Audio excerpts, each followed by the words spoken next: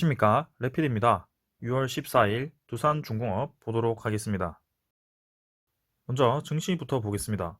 코스피 코스닥 오늘 둘 다 상승했고요. 코스피는 거의 보합 수준으로 하락을 좀 하다가 보합 수준으로 마감을 했고요. 코스닥은 조금씩 상승하면서 마무리했습니다. 외국인이 이제 또 조금씩 팔긴 했는데요. 오늘은 전체적으로 좀 관망세가 짙었고요. 기관이 특히 코스피에서 조금 매도를 하면서 상승을 제동을 걸었습니다. 자, 지금 코스피가 계속해서 이제 고점 부근에서 위치를 잡고 있고요. 저는 이제 다시 한번 대형주 위주로 상승이 나올 것으로 생각을 하고 지금 기다리고 있습니다. 15일이 내일이죠.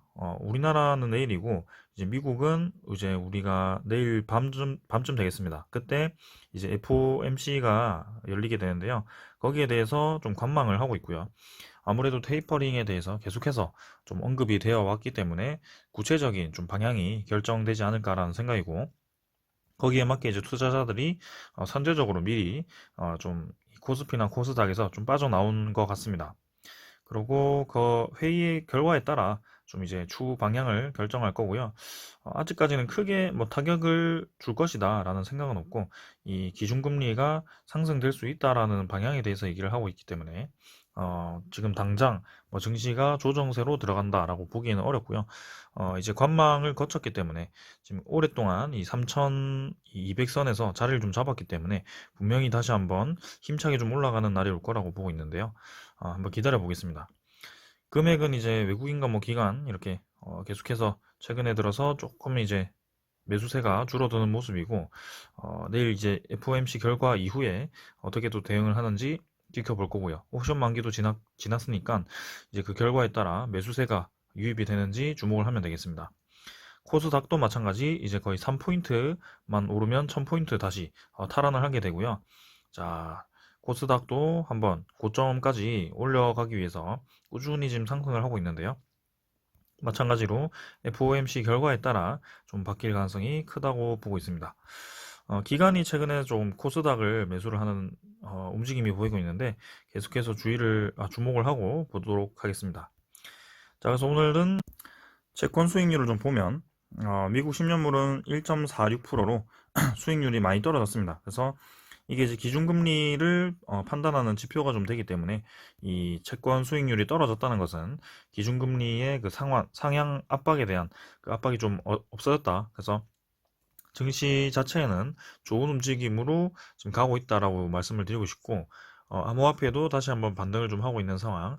원 달러는 이제 조금 올랐습니다. 그 FOMC에 대해서 테이퍼링 얘기가 나올 것 같아서 환율이 좀 오른 것 같고요. 지수 선물 같은 경우는 계속해서 이제 관망세로 이게 움직이고 있습니다. 그래서 뭐 크게 지금 움직임은 없고요. FOMC 결과 이후에 증시가 어떻게 움직이는지 주목을 좀 하면서 대응을 하시면 되겠습니다. 오늘도 이제 삼성전자 같은 대형주들도 계속해서 이제 지지부진한 좀 재미없는 흐름이 이어지고 있는데 그 이후에 움직일 가능성이 크다고 보고 있습니다. 자, 조금만 기다려 봅시다. 오늘은 증시 여기까지 보겠습니다. 두산중공업 보겠습니다. 200원 하락해서 23,550원 마무리를 했고요.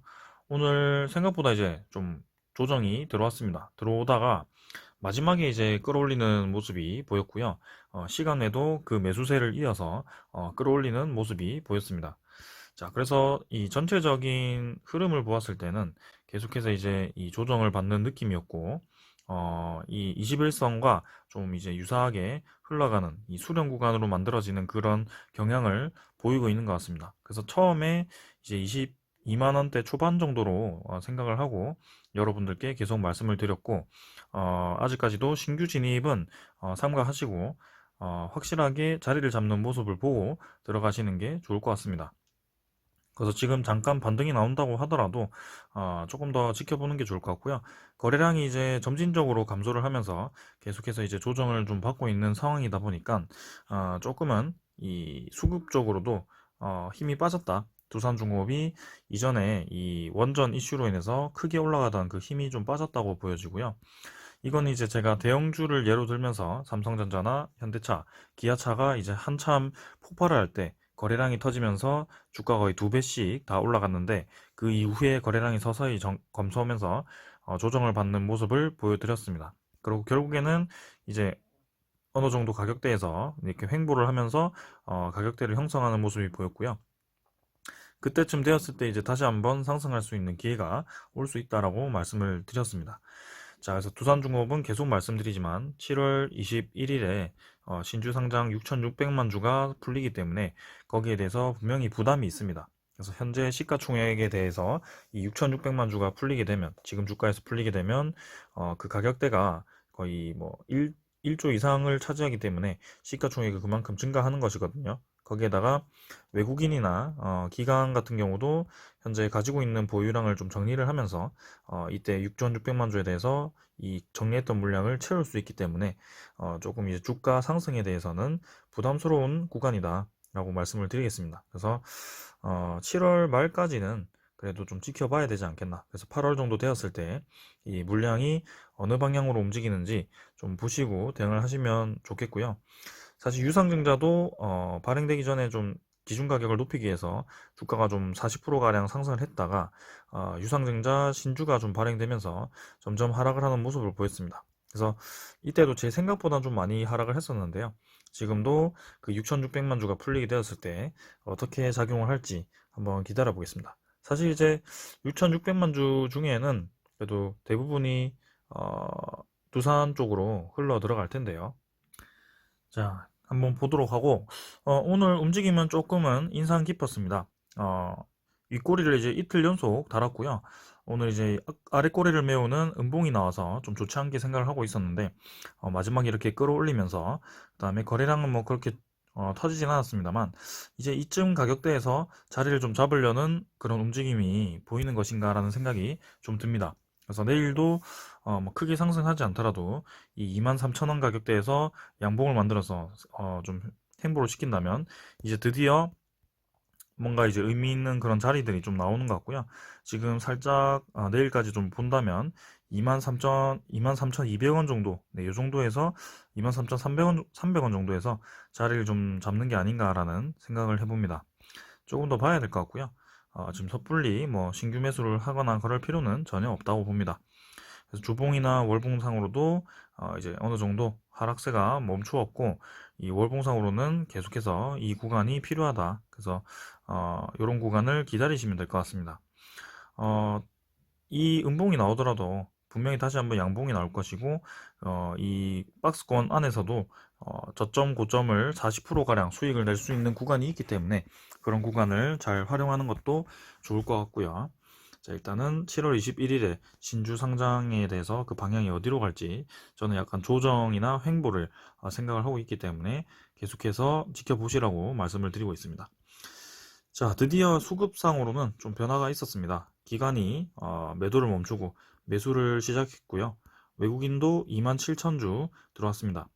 자, 이거는 이제 추정치고 실제로 얼마나 들어왔는지는 조금 이따가 확인을 하고요. 금융투자가 이제 주로 들어오긴 했습니다만 사모펀드가 다시 한번 좀 매수를 시작했고 연기금도 매도를 이제 좀 멈춘 것 같습니다. 그간 이제 좀 매도를 했는데 멈추고 다시 한번 매수세로 전환할지 거기에 대해서 주목을 좀 하시면 될 것 같습니다. 자, 그래서 두산중공업 일단 오늘 공매도 잔고 한번 확인을 해 보겠습니다. 공매도 잔고는 자, 계속 감소하는 추세로 좀 가고 있었는데요.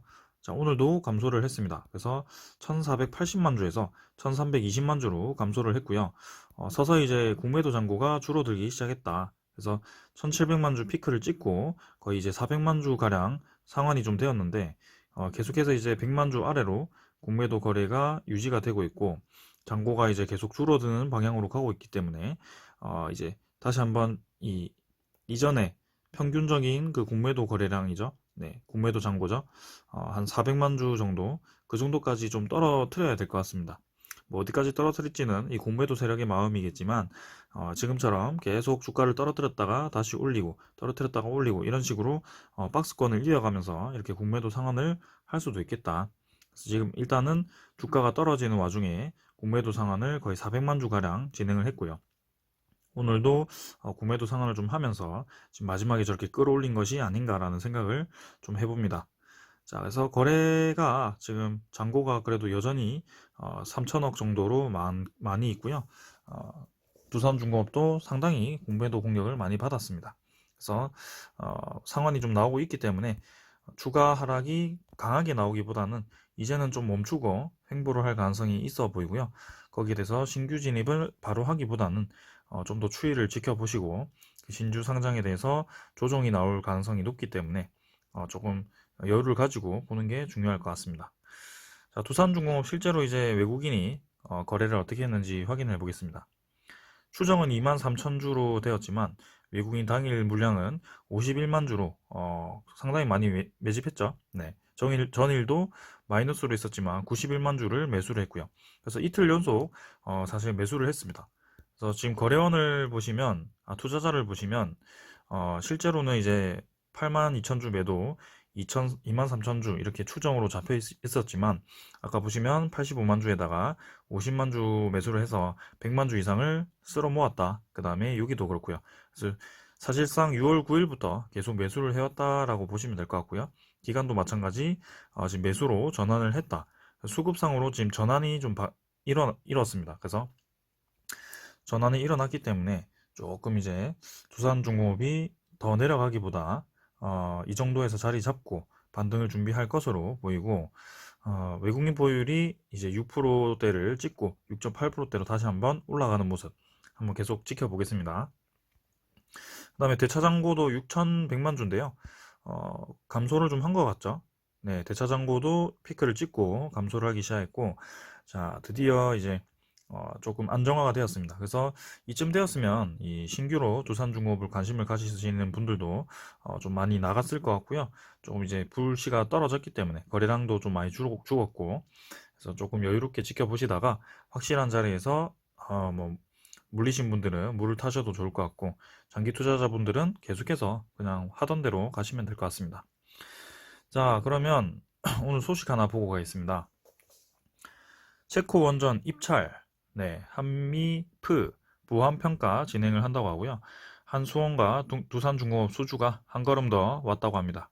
그래서 이제 체코 원전을 제가 금요일에도 말씀을 드렸지만 한국에서 이제 극비 회동을 하면서 협력을 좀 했다고 협력에 대해서 얘기를 한 것 같고요.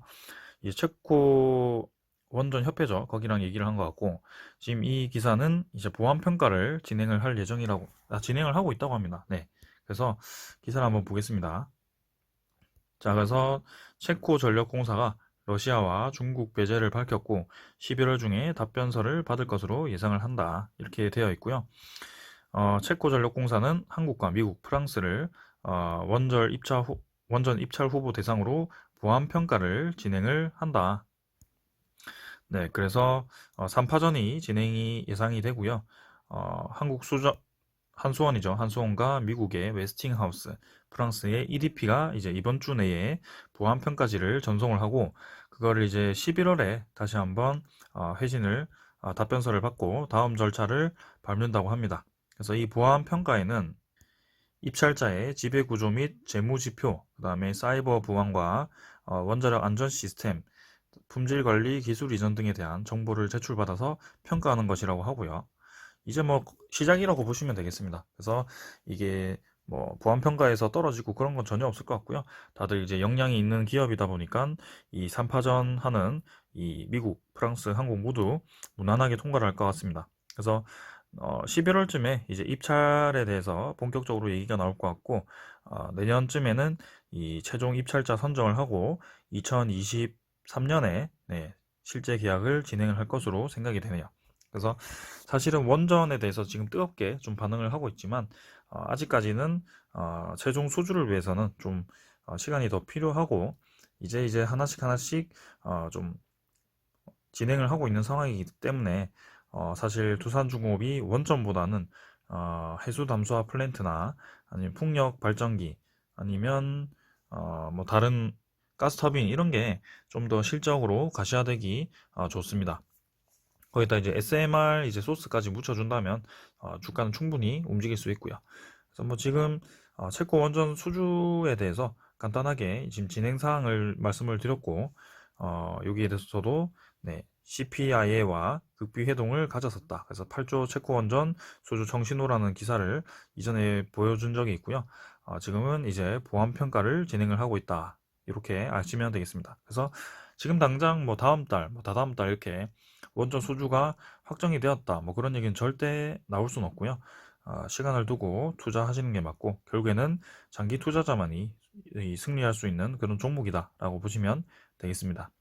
그래서 이번 상승에 대해서는 굉장히 특이한 상황이었고, 두산중공업이 이때처럼 다시 한번 좀 치고 나가려면 또 그만큼의 시간이 필요하다. 그래서 결국에는 크게 보신다면 이전에도 풍력에너지로 네, 이렇게 올란 이후에 오랫동안 거의 6개월 정도 이상을 횡보를 겪었고요. 지금도 마찬가지로 이런 슈팅이 또 나오기 위해서는 그만큼의 시간이 많이 필요할 것이다. 그렇게 생각이 됩니다. 그래서 뭐 분명히 여기서 왔다 갔다 저점 찍고 올라갔다 이렇게 뭐 40%가량 왔다 갔다 할 수 있지만, 이렇게 주가가 이제 2배 가량이 되기 위한 상승 파동이 나오기 위해서는 그만큼의 시간이 오래 걸릴 수 있다. 거기에 대해서 말씀드린 겁니다. 그래서 결국에는 장기 투자 종목이니까 천천히 가져가시라. 네, 그렇게 말씀드리면서 오늘 마무리하도록 하겠습니다.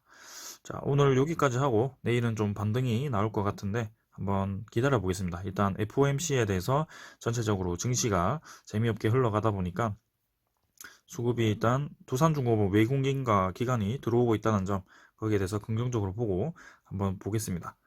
네, 오늘 여기까지 하겠습니다. 감사합니다.